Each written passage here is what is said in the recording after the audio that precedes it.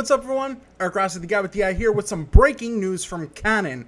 What necessarily happened, as you're probably reading the title below, they came out with a new mirrorless camera and a full frame lens that was heavily rumored. Let's dive into it. Maybe you have not heard about it. Let's go.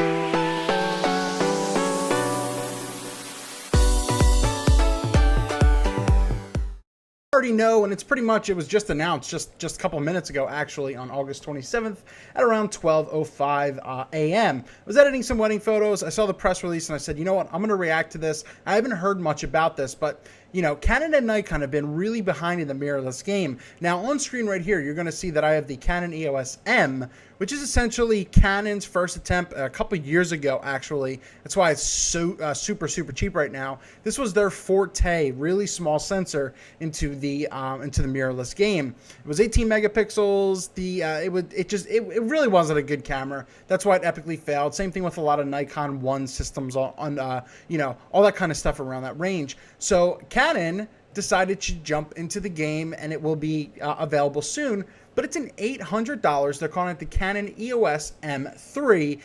You know, you get the lens with it. So let's just take a look at it. I haven't really dove into it as much as well. 24 megapixels, cool. Typically what you're getting right now. Digic 6 image processor, you know, pretty standard.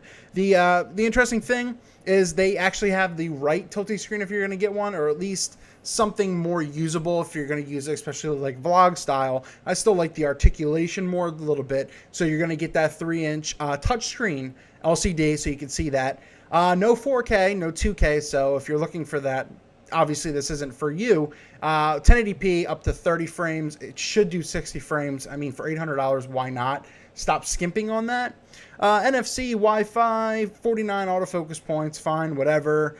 I mean, okay, so I mean, it is pretty much your typical stuff, and it looks, oh my god, it literally looks the same with a better grip. I'm literally going back and forth here.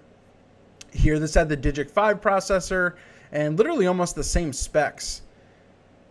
So it literally looks like the same camera, except it has a little bit more grip. They moved the Canon logo over here, and it looks maybe a little bulkier. How did the flash, was there a flash in this? So there was no flash on the old one, which these flashes are typically useless anyway. There's absolutely no power that comes from them. So this is what you're getting. This is what it's going to look like with the kit lens that they have on that, and they're more. I'm pretty sure they're more specialized lenses. Let's take a look. Yeah, it's not like you're going to be able to mount regular stuff to that. I'm pretty sure. Let's take a gander in here. Nope. So I mean, so this is what you're getting for $800. I guess this is trying to compete with like the Sony RX100 Mark III. It's definitely not the Mark IV. The Mark IV would absolutely blow this away.